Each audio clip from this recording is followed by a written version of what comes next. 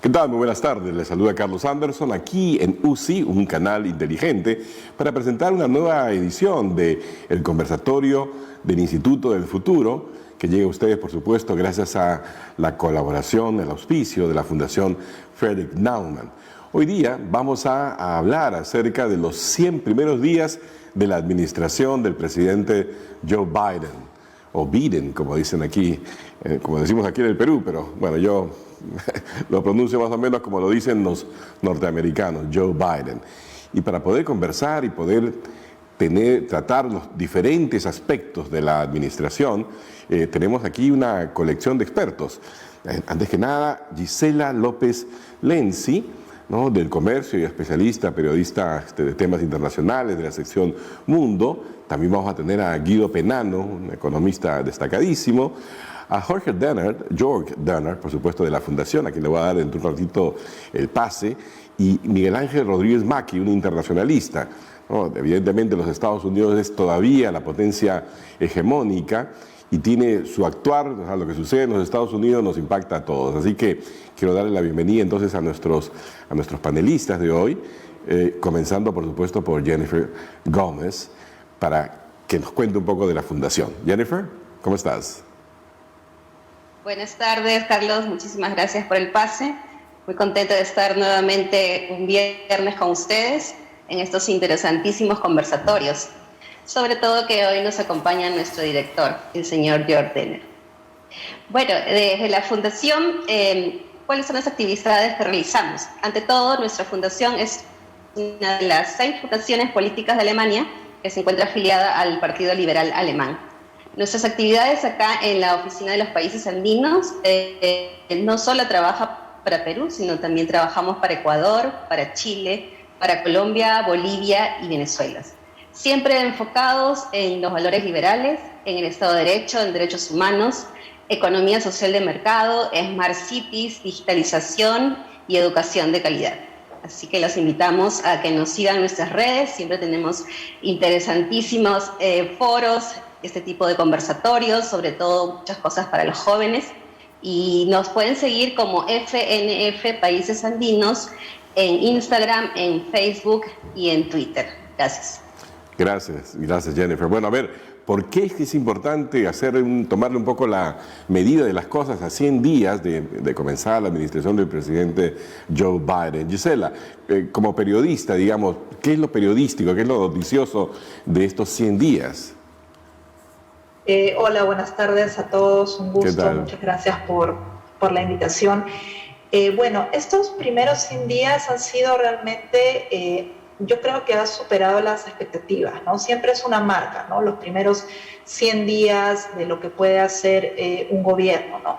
Y en el caso del gobierno de Estados Unidos, luego de una elección tan polarizada como fue la elección de noviembre, ¿no?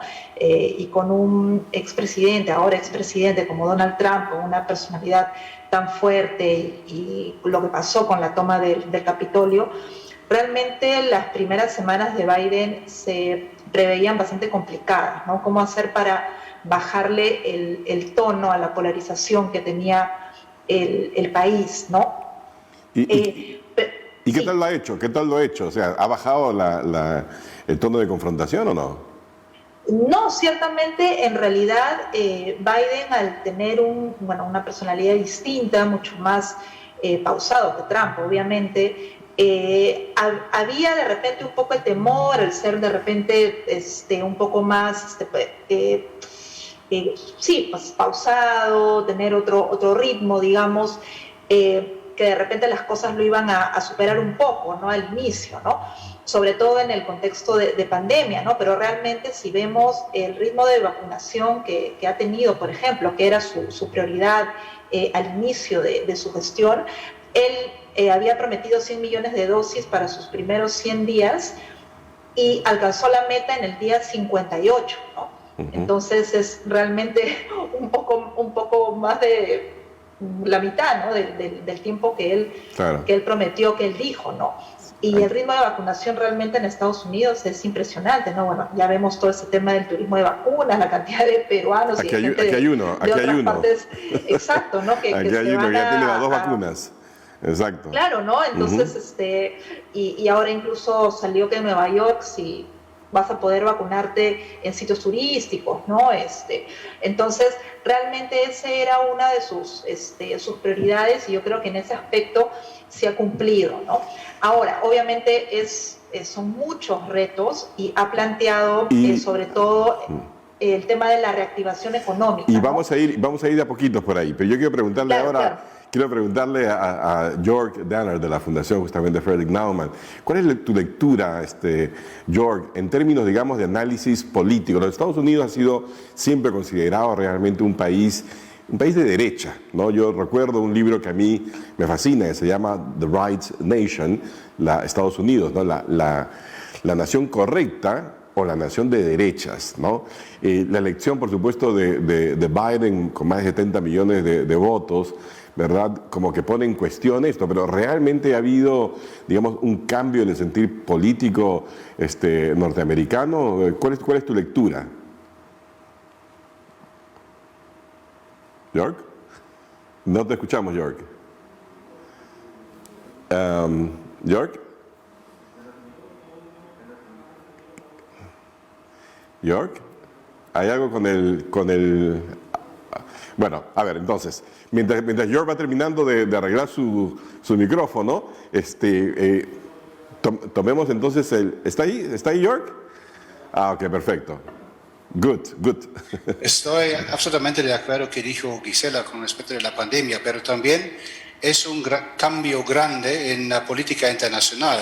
Como europeos podemos realmente decir, Estados Unidos regresó al sistema, están más involucrados que NATO y todas las otras organizaciones internacionales y cambiaron la melodía a China y Rusia. Eso también es muy importante, ¿sí? Y también creo acá en América Latina va a cambiar algo. Van a ser más activos en América Latina, que es muy importante para nosotros también. Claro, de alguna forma también están tomando, digamos, el liderazgo global en el tema justamente que todos reclamábamos, que es el tema de las vacunas, de la lucha contra la pandemia, porque el señor Trump, por supuesto, llegó muy tarde a la fiesta o trató simplemente de ignorarla, ¿verdad? Y luego, pues, sencillamente perdió credibilidad y el mundo ha estado reclamando liderazgo, ¿verdad?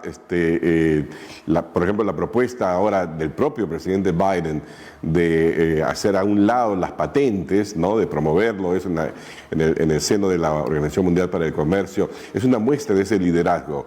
¿Te parece eso o no, Jörg? ¿Con los patentes? Sí. Yo no soy de acuerdo con esto, porque patentes son patentes, es propiedad. No, yo sé que Alemania se opone, pero digamos, sí, desde el punto de vista político, ¿no? ¿Es una muestra de liderazgo o no es una muestra de liderazgo global? Claro, es liderazgo, sí. No, liderazgo no significa que tenemos que ser de acuerdo con todas las decisiones. Totalmente de acuerdo. que toma. Olvidé también decir que también cambió el tono contra Irán. No es tan conflictuoso con Irán. ¿Sí? Entonces tenemos un cambio en muchas cosas y a veces también es más serio la política. Claro, tenemos, como le dije, a Miguel Ángel Rodríguez Maki. Miguel Ángel es, por supuesto, un gran internacionalista, un experto en el tema, ¿no? Y yo quiero preguntarte, Miguel, a ver, hemos estado señalando el tema de la pandemia, que es un tema no solamente interno de los Estados Unidos, sino realmente global. Jörg, desde su visión europea, ¿no? Dice, bueno, qué bueno, Estados Unidos is back, ¿no? Está de regreso Estados Unidos, participando en la OTAN, participando ya activamente en el acuerdo, por ejemplo, climático, etcétera. Tu lectura, desde el punto de vista del mundo de las relaciones internacionales, ¿la presidencia de Joe Biden significa realmente un parteaguas o es simplemente un regreso al pasado?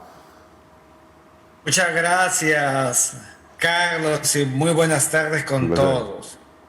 Fíjate, hay un nivel de coincidencia. Yo creo que los 100 días de Joe Biden, claro, no son los 100 días de Napoleón, claro, que volvió de Elba para ver si podía contrarrestar a la Convención de Viena de 1815 que terminó derrumbándolo, pero sí los 100 días del presidente Roosevelt, que marcó la pauta de una práctica en Estados Unidos de llevar en 100 días la dotación de qué es lo que ha hecho y enfrentarse al Congreso.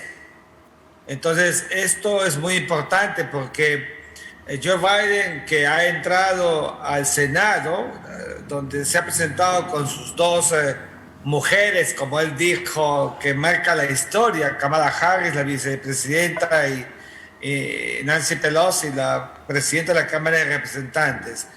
Pero yo creo que él ha tenido, al tiempo de un reencuentro, una reconciliación de Estados Unidos con el mundo en diversos ámbitos, también una marcada huella de diferenciarse en contraste con Donald Trump.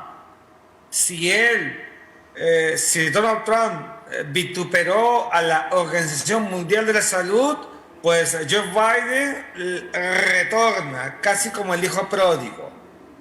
Si el presidente Donald Trump sale del acuerdo planetario de París que tanto le costó al mundo, pues Joe Biden vuelve. Si el tratamiento con muros a los Dreamers, estos chicos soñadores que llegaron temprano a Estados Unidos y que crecieron y buscan derechos, no tuvieron nada con el gobierno anterior, pues el de ahora se muestra auspicioso y él ha dicho que vamos a trabajar directamente. Y en segundo lugar, en términos de política internacional, la lectura de volver a las entrañas de lo que se había alcanzado con Irán. Esto es muy importante. El tema de Irán fue frustrado, ese acuerdo de los 5 miembros del Consejo de Seguridad más Alemania, eso lo quiere reactivar y por eso le ha puesto, digamos, un cierto coto a discreción a Arabia Saudita con el caso de Yemen. Y con la OTAN y la Europa, a la que Donald Trump latigó y también vituperó al mismo tiempo, casi como de manera maniquea, pues Joe Biden, como excusando, sabe que la Unión Europea es importante para Estados Unidos como un frente planetario, geopolítico planetario, que tiene una validación como unidad geopolítica.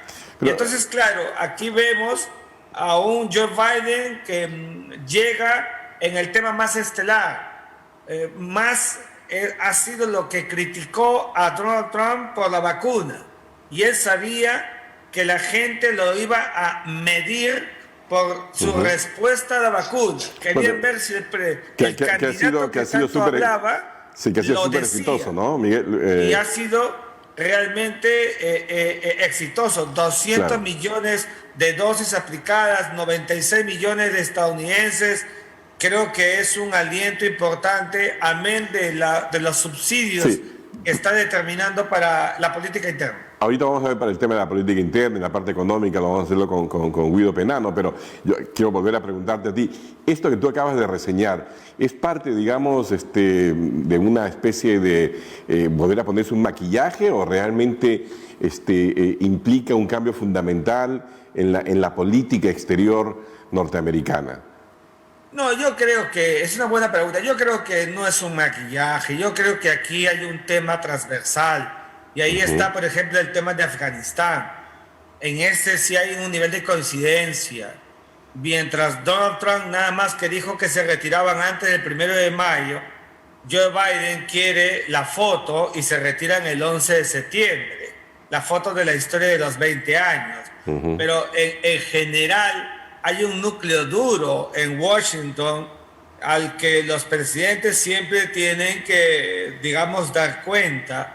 Y los sobresaltos no creo que vayan por encima del núcleo duro de los intereses estadounidenses. Mira, la gran preocupación de Estados Unidos, sea demócrata o sea republicano, es no perder el hilo conductor del gran hegemón de la tierra.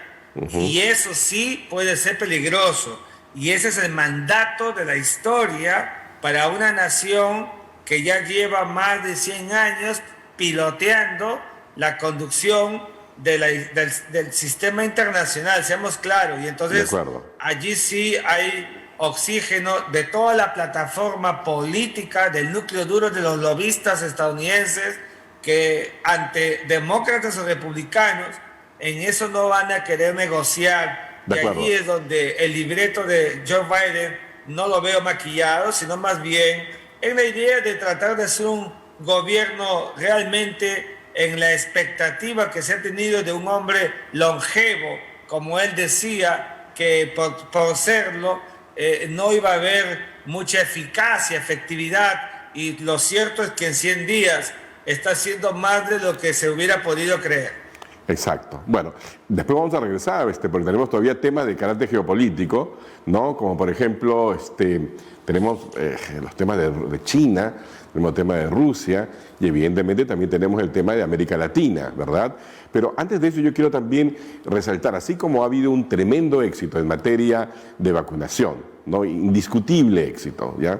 En materia económica, pareciera que la economía norteamericana empieza a despegar, pero a velocidad supersónica.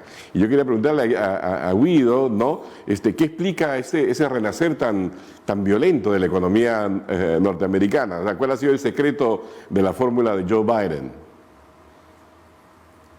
Bueno, en primer lugar, saludo a todos, con mucho gusto.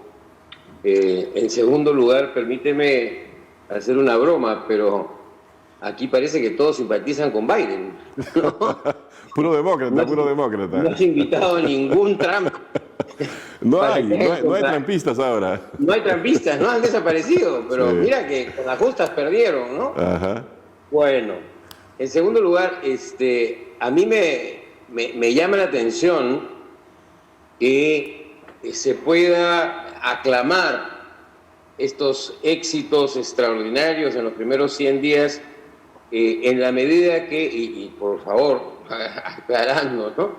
El señor Biden no ha impulsado el tema de la producción de vacunas. Hay que decirlo también, en política a veces hay momentos de mucha suerte, ¿no? Hay gente que a veces está parada en el sitio correcto, en el momento correcto, y se lleva los aplausos, ¿no? Pero es importante la suerte, es importante. Claro, ¿no? O sea, él entra justo en el momento en que la producción de vacunas ha explotado, ¿no? En los principales laboratorios del mundo, y claro, qué bien que lo supo aprovechar, pongámoslo de esa manera. Ahora, hay también una especie de gente analítica que dice que, bueno, Biden se corrió a la izquierda. Yo no soy de aquellos que cree que Biden se corrió a la izquierda. Yo creo que Estados Unidos dejó la extrema derecha y que Biden es un centro derecha, correcto, y quizás un centro, pero no más de eso tampoco, ¿no? O sea, no exageremos. Creo que eso en términos de ubicación de posiciones y de propuestas políticas, ¿no? Ahora, en materia económica. En materia económica, digamos que también ahí hay un tema muy importante, ¿no? O sea, Biden está retomando los manejos propuestos por Barack Obama cuando recién llegó, que se encontró con la crisis que le dejó Bush. Claro, 2008. Y está aplicando una receta que la conocemos de toda la vida, ¿no? Impulsar la demanda agregada a través del gasto público, y eso tiene un nombre, ¿no? Keynesianismo del bueno, digamos. El que me enseñaste en la universidad. ¿Ah? El que te pude haber enseñado en la universidad. Exacto. Digamos, porque está inyectando una cantidad impresionante de recursos. Si bien los republicanos dicen cuidado con la inflación, eso no es verdad. Eso no es verdad. Si en el Perú imprimimos billetes, soles, el problema es que en el Perú se quedan en la economía peruana, porque nadie en el mundo colecciona soles, ¿correcto? Pero en Estados Unidos, cuando imprimes dólares, le transfieres todo eso al resto del planeta, porque es una divisa, y entonces el resto del planeta absorbe la presión monetaria de una emisión tan grande. Y ellos gozan de algo que es muy importante. Ellos gozan de algo que es que inyectando tantos dólares, el tipo de cambio internacional, o sea, el dólar pierde valor. Y al perder valor con respecto a las otras monedas del mundo, incluido la nuestra, espérense que pasen las elecciones y lo verán. ¿Qué sucede? Sucede que las exportaciones norteamericanas se abaratan en el resto del mundo, ¿correcto? Y las importaciones norteamericanas del resto del mundo a su economía se encarecen. Y entonces eso les permite equilibrar un poquito su desequilibrada balanza de pagos y al mismo tiempo reactivar su economía doblemente. En primer lugar... Guido, pero interesante que no hayas mencionado hasta ahora, estaba esperando que lo mencionara, el tamaño del paquete fiscal, digamos, lanzado por Biden. Gigantesco, pero insisto, te lo digo, o sea, no va a tener de ninguna manera, como no tuvo tampoco el de Barack Obama, una presión significativa dentro de la economía norteamericana, porque están imprimiendo divisa. Si están imprimiendo moneda, es otra historia. Y eso hay que aclararlo muy bien. ¿Correcto? O sea, lo que va a pasar es que ellos imprimiendo es descomunal cantidad de dinero que imprimen, porque compran bonos previamente impresos, deuda, o sea, ahí no hay nada que discutir, evidentemente le transfieren al resto del mundo la presión inflacionaria. Yo quería señalar lo siguiente, porque después quiero hacer un paralelo antes de irnos sobre el caso peruano, ¿no? A ver, el total del paquete, si más no me equivoco, es de 1.9 billones de dólares, ¿no es cierto? Billones como los que nosotros conocemos, ¿ok? O sea, millones de millones. Eso es más o menos el tamaño del PBI de Brasil más el de Argentina, más o menos. Sí, más o menos, ¿no? Entonces es gigantesco realmente y ha anunciado también un paquete para infraestructura para los próximos 10 años de 2 billones de dólares, ¿no? O sea, realmente una cantidad brutal. Pero el mensaje que da es, en estos instantes, para sacar la economía, tenemos que gastar, y tenemos que gastar inteligentemente, pero hay que gastar, ¿no? ¿O no? Sí, claro, keynesiano puro. Claro. Crear que ya se estaba reactivando antes de Biden, ¿eh? O sea, seamos honestos también. O sea, no es que ha hecho un cambio de tendencia a la economía americana con la llegada de los 100 días del señor Biden. Lo está acelerando, sí. Está inyectando una cantidad importante de dinero, sí, muy importante. ¿Va a crear algún desequilibrio macroeconómico dramático en la economía americana? No, de ninguna manera. ¿Va a reactivar la actividad económica en Estados Unidos? Sin duda, correcto. Pero, ojo, hay un puntito que hay que tomar en cuenta. Está planteando también una reforma tributaria bastante interesante. Exacto. Y eso, ¿cómo? ¿No? Porque acuérdense que Clinton cambió justamente la política tributaria de Bush, padre, y en lugar de generar un déficit fiscal, generó un superávit fiscal, ¿correcto? Porque la actividad económica permitió mayor recaudación aún, y con nuevas tasas un poco más altas, la recaudación fiscal fue significativamente mayor. Y entonces todavía nos queda por ver cuál es la forma tributaria que va a plantear el señor Biden. Y vamos a hacer algunos paralelismos con eso, ¿no? Gisela, Gisela, desde el punto de vista ahora nuevamente de la política doméstica norteamericana. El señor Trump evidentemente no es presidente ahora, todavía no logra recuperar sus cuentas de Facebook ni de Twitter, pero ha dejado de ser un factor importante en la política norteamericana. ¿Tendrá algún papel en los próximos años? ¿Cómo ha quedado el Partido Republicano después de esta derrota y ahora, digamos, no solamente el inicio de la presidencia, sino un inicio tan auspicioso de la presidencia del señor Biden? Sí, no, sin duda Trump ha sido un antes y un después en el Partido Republicano, ¿no? Él realmente tomó las riendas del partido y lo ha modelado, ¿no? De hecho, hay bastantes divisiones, ¿no? Incluso ahora está la división de Liz Cheney, ¿no? Que está peleada con Trump, ¿no? O sea, digamos que los republicanos trumpistas versus los republicanos conservadores de siempre, ¿no? Mitch McConnell, por ejemplo, ¿no? El que fue el jefe de la mayoría republicana en el Senado, ¿no? Que ahora es el líder de la minoría. Sin duda, Trump ha como te digo, ha reconvertido el Partido Republicano de alguna manera, y muchos de los congresistas, senadores, que han entrado ahora al Congreso son más o menos de su hechura, ¿no? Son trumpistas muy, no digamos extremistas, pero son muy de extrema derecha, ¿no? Hay varias mujeres, por ejemplo, ¿no? Marjorie Taylor Greene, en fin, ¿no? Que son muy, muy trumpistas, ¿no? Entonces, el Partido Republicano también tiene una interna, y está teniendo una interna muy, muy peculiar, ¿no?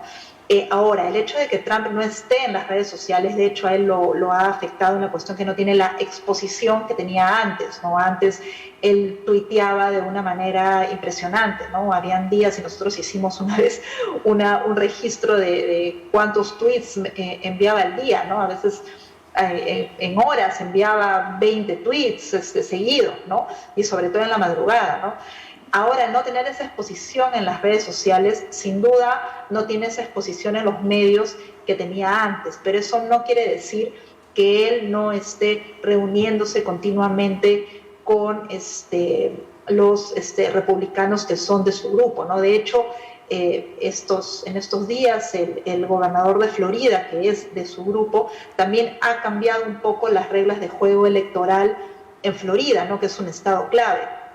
Entonces, en estos años que Trump no va a estar en la Casa Blanca, de hecho, es muy probable, y se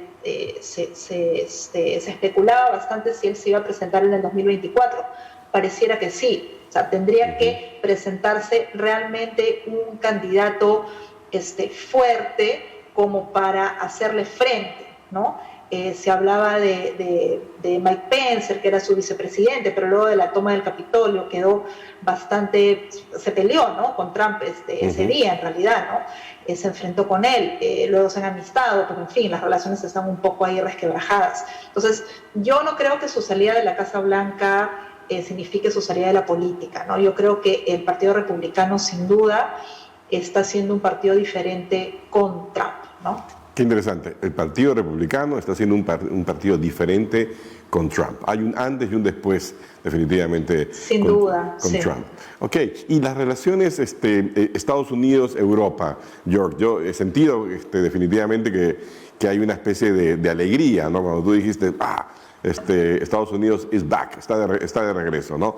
Pero la relación, digamos, es multifacética, ¿verdad?, entre Estados Unidos y Europa. Y si bien hay puntos de contacto positivo, como por ejemplo el acuerdo climático, también hay temas, digamos, un poco de tensión, ¿no? ¿Cuáles son esos puntos, digamos, en los que todavía la posición norteamericana está, digamos, no digo enfrentada, pero por lo menos es marcadamente distinta que la europea? York. No sé si York está por ahí todavía. Debe estar, ¿no? No, a ver.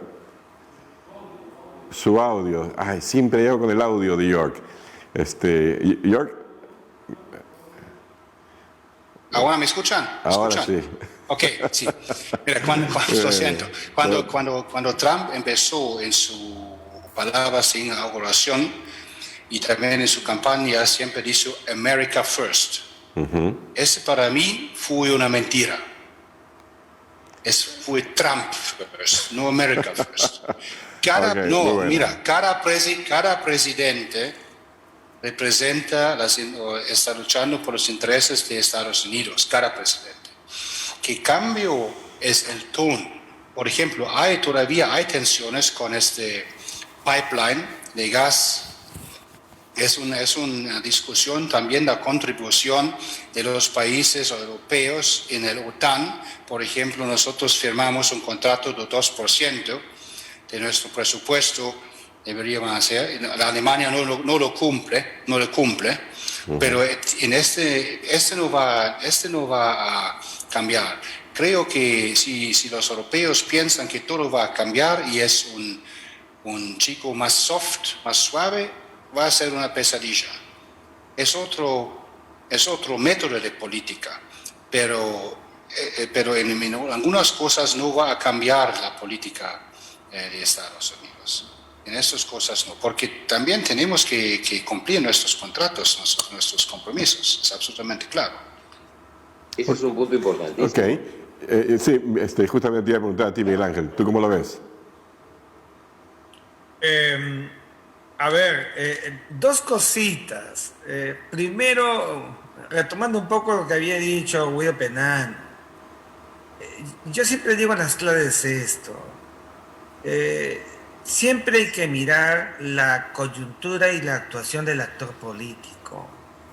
El shock de 1992 lo hizo Alberto Fujimori, porque la circunstancia le tocó a él, no lo hizo Vargas Llosa porque no fue elegido. Toda la plataforma ha hecho de que Joe Biden tenga, sí, las circunstancias que le están dando la gran oportunidad. El keynesianismo ha sido la tentación para los países pobres, llevándolos al abismo en algunos casos, o la gran oportunidad para los países ricos. Entonces, yo creo que, lo digo esto porque como todos mis artículos en mis columnas en correos han sido contra Joe Biden, entonces por eso lo digo, ¿no? Porque Entonces tú eres el trampista del grupo. Claro, entonces por eso lo estoy diciendo. Yeah. Pero para que veamos que la política tiene eso, el actor visualiza, externaliza y vale por lo que tiene al alcance, y la coyuntura le pertenece, él es dueño de ella. Eso así es en la política internacional y en la política interna.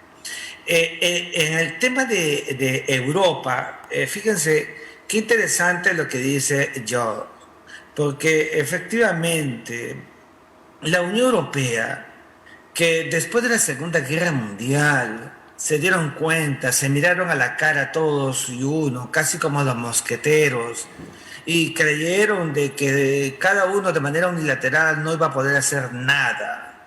El plan Marshall para la reactivación de una Alemania que, como hoy digo en mi columna, se rinde ante las tropas aliadas con el ingreso soviético en Berlín, pues esa Alemania y los demás países que luego forman a partir del Benelux y del Tratado de Roma y de Maastricht y todo lo que es la Unión Europea ha existido y existe gracias a que formaron bloque, porque las relaciones internacionales están forjadas y se han hecho a partir de bloques, y en este mundo los bloques son los que existen, salvo las unilateralidades de grandes países o hegemones, como el caso de Estados Unidos, China e India, qué sé yo. Y entonces Estados Unidos sabe que con todos los altibajos que le ha producido la pandemia, con lo que le pasó con las Torres Gemelas, ha tenido caídas notables.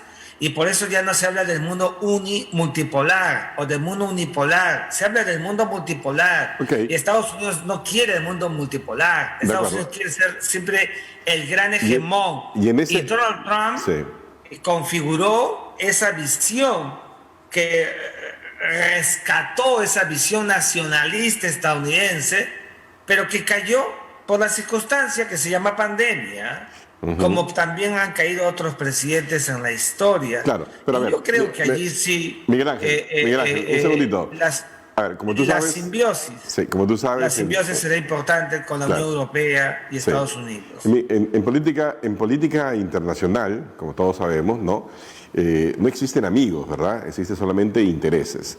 Y es justamente la política internacional es eso, ¿no? Una manifestación de cómo uno cada país defiende sus propios intereses. Un aspecto interesante de los últimos 100 días, ¿no? Ha sido ver el reposicionamiento de la política exterior norteamericana frente a China y frente a Rusia. Desde el punto de vista, digamos, como observadora ya, digamos, periodística, ¿no? Gisela, ¿tú cómo has observado, digamos, qué es lo que te ha llamado la atención de esa reorientación, digamos, de la política exterior norteamericana hacia China y hacia Rusia en comparación con la actitud que tenía el presidente Trump? Bueno, ciertamente, como ya han dicho, todos han comentado que Estados Unidos está de nuevo de regreso, ¿no? Y lo que también está de regreso es eso, ¿no? Ese afán de Estados Unidos de ser la primera potencia, ¿no?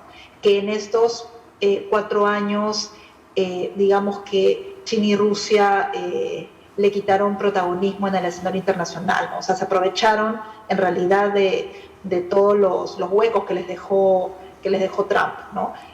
Porque Trump obviamente pensaba en sí mismo y todo este tema de la crítica a la globalización y en fin, ¿no? Entonces, ahora, ciertamente China se ha convertido en su objetivo, ¿no?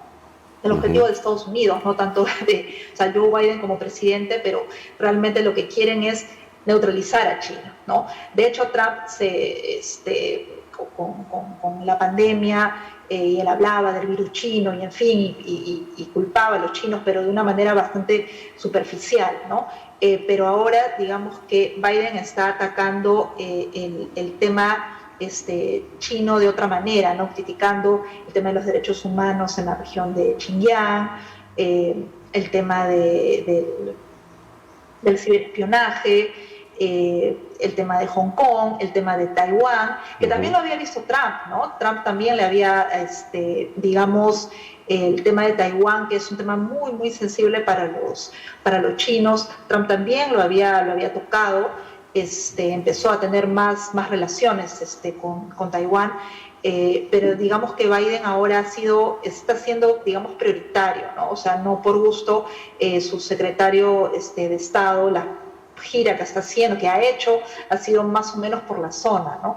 Y también en el tema de Rusia, ¿no? O sea, obviamente la relación Putin y Trump era una relación más, donde Putin se aprovechó totalmente, ¿no? O sea, era, creo que el único líder mundial donde Trump bajaba la cabeza, ¿no? O sea, creo que todos nos acordamos esa cumbre casi vergonzosa, ¿no? De Helsinki, ¿no?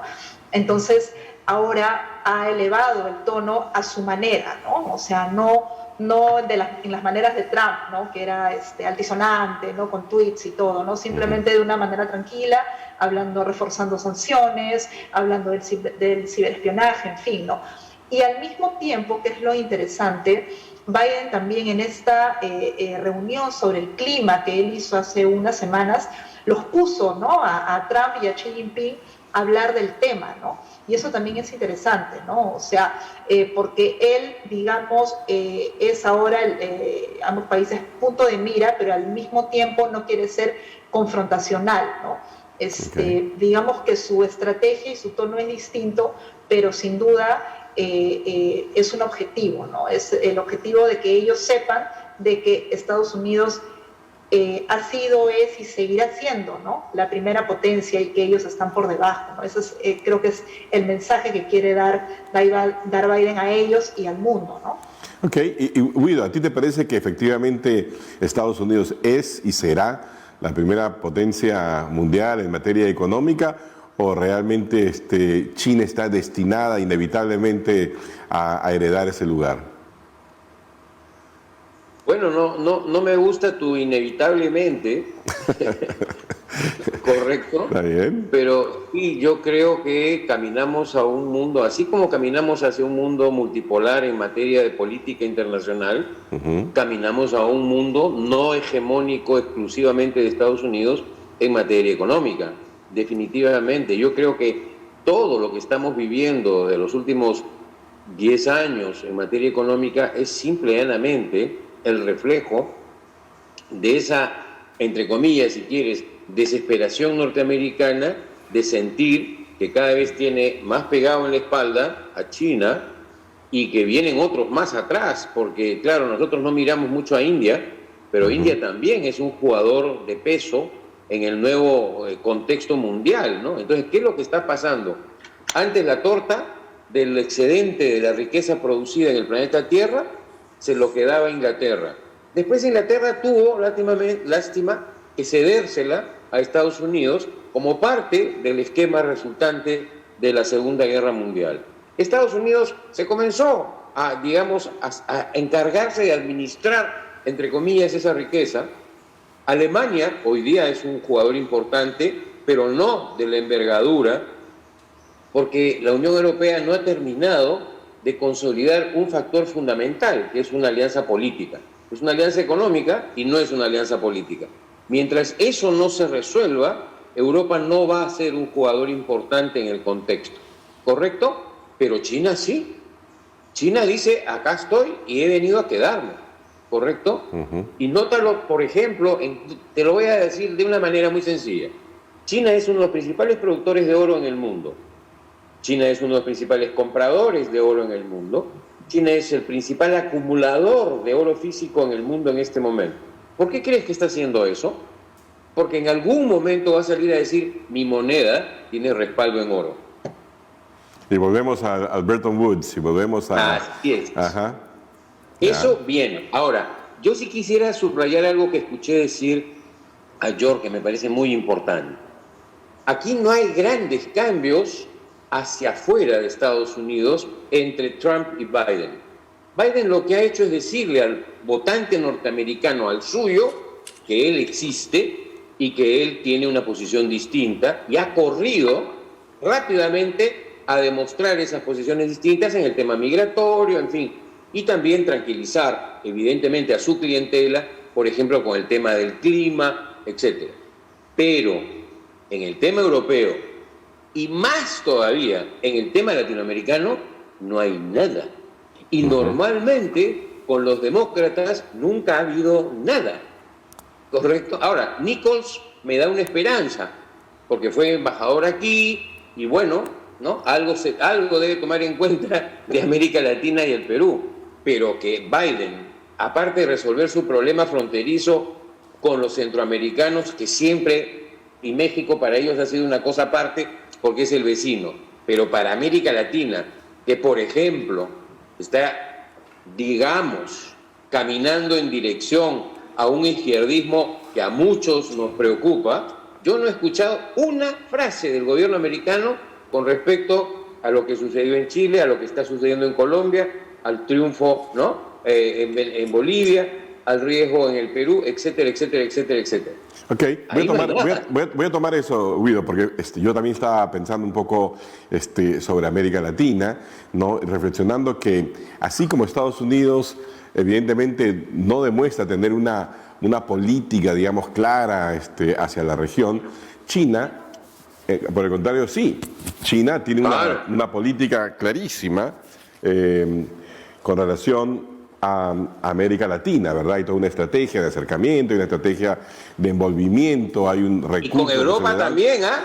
Sí, y con Europa también, ¿ah? La ruta también. de la seda no es poca cosa. Yo lo sé, pero pensando un poco en América Latina, ¿no?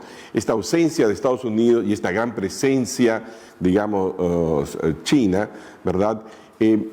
¿A dónde puede llevarnos desde el punto de vista, digamos, de alineamientos geopolíticos, Miguel Ángel? Fíjate, Y le hago la misma Carlos, pregunta a York, así cortita. en política internacional, la debilidad de uno es la fortaleza de otro. Y yo creo que China, con la ruta de la seda, está inundando toda América Latina, y Estados Unidos eso lo altera. Por eso es que Donald Trump se acercó al Trump chiquito, que no es tan chiquito, que se llama Bolsonaro, para frenar la penetración china. Pero es que esos son las maneras y los modos de operar, de cómo se mueve el poder.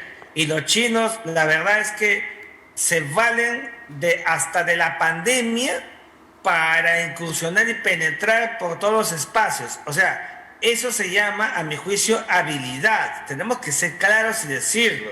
Claro, estamos acostumbrados a solamente mirar a Estados Unidos de América, pero ya sabemos que Estados Unidos de América, claro, Estados Unidos de América demócrata o Estados Unidos de América republicano, verán a América Latina como su patio trasero. Tenemos que decirlo siempre. O sea, la política va a ser siempre la misma, más allá de la coyuntural en tiempo de elecciones. De manera que yo sí creo que allí hay un punto muy efectivo y muy eficaz de cómo se produce la expansión china. Y mirando a la Unión Europea, los chinos también. Claro, esa Unión Europea, lo que dice Guido, en el sentido de que le falta la unidad política, ese es su gran talón de Aquiles. Es una buena aspiración, pero es talón de Aquiles. Mira lo que pasó con la Constitución para la Unión Europea. Todos dijeron que no, casi todos, porque no querían un superestado. O sea, los alemanes quieren ser más alemanes, los franceses también más franceses.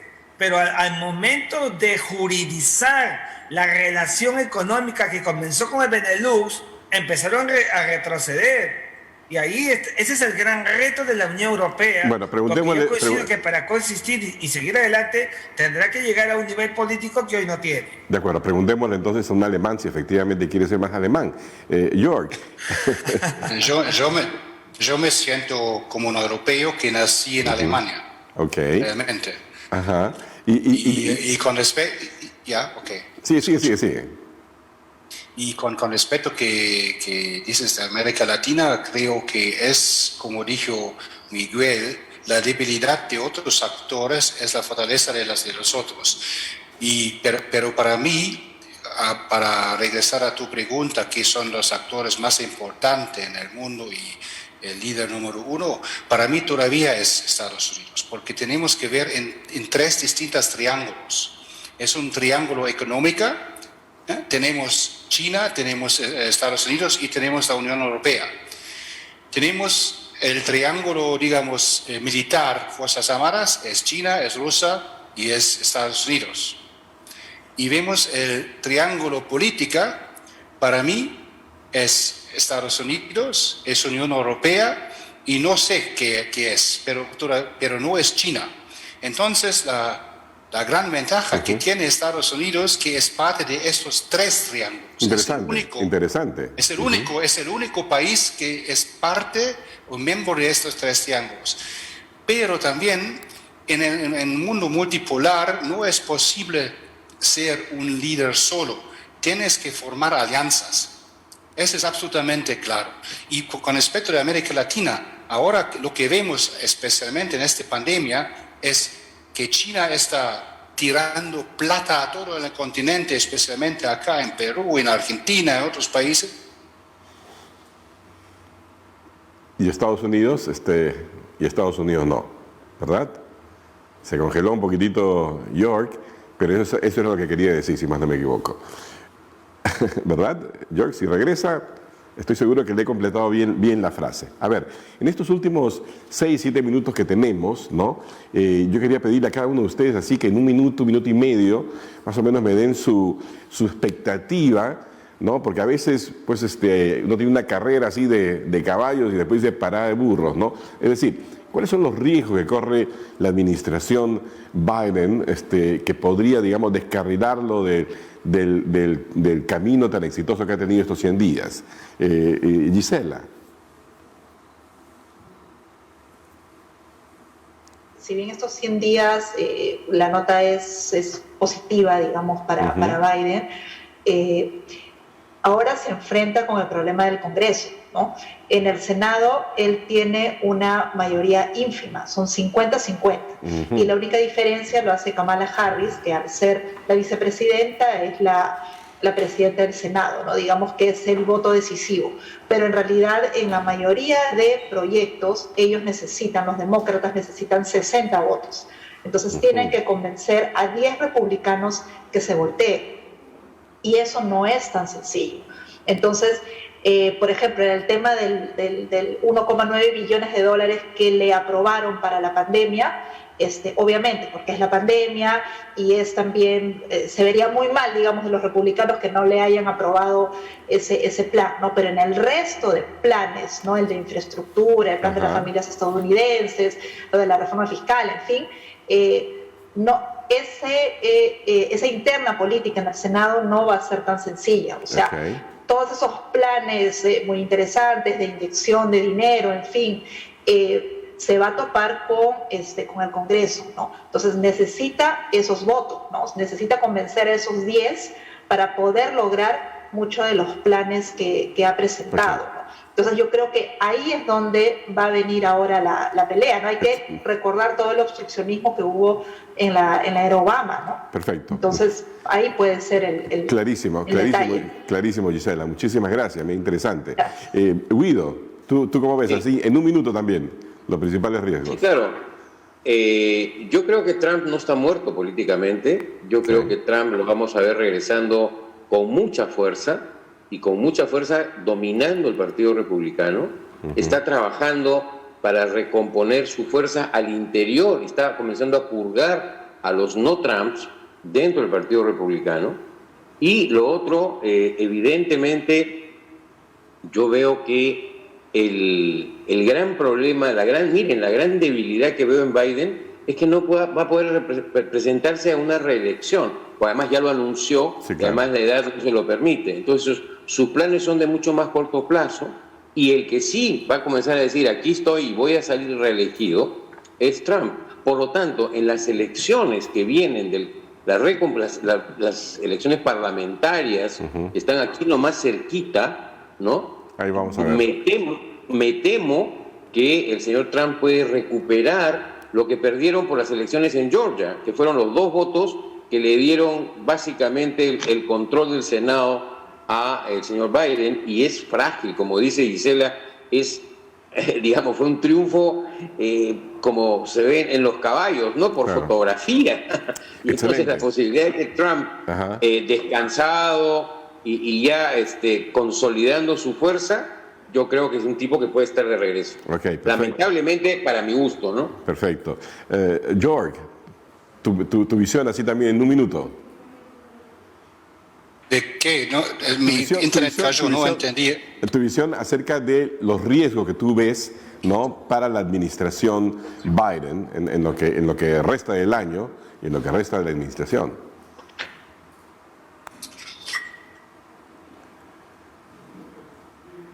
York. Se congeló de nuevo. Se congeló. Tenemos a York en algún lugar de Alemania, creo. Muy bien. Miguel Ángel, mientras tanto tú. Un minuto, por favor. Sí, nada más. A ver, yo creo que la chequera grande que promete Joe Biden, aumentar de 600, duplicar a $2,000, $3,000, cheque de $5,000 para todos, cuidado que esos cheques no lleguen a los gringos pobres, a los gringos sin grados ni títulos en Estados Unidos, que es el núcleo duro de los votantes de Donald Trump. Coincido plenamente con Guido Penano. Donald Trump es como Lázaro, va a resucitar, y entonces él no necesita en estos momentos salir. Él ya es presidente, y cuando deja de serlo lo sigue siendo. Él es un personaje, está en sus cuarteles de invierno, ¿saben qué? Esperando los errores de Joe Biden para capitalizarlo, y entonces el panorama de Estados Unidos con la elección congresal que se viene va a cambiar para bien o para mal del presidente o del futuro candidato. Y allí volveremos a conversar para mirar más el libreto mirando al 2024. Allí es donde está, a mi juicio, el capital político de Donald Trump está esperando sentado los errores de Joe Biden para salir casi como la espada desenvainada. Ok, no sé si York está de regreso, pero si no, yo voy a tener que empezar a cerrar. Y lo que quiero señalar es lo siguiente. ¿Está de regreso York? A ver.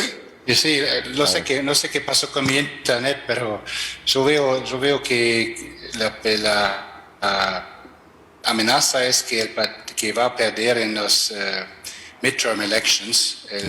Las elecciones de medio ciclo. La mayoría en el Congreso, Esa es la amenaza, y los republicanos con esta polarización van a practicar una política obstruyente. Ese es el problema que veo. Ok, fascinante.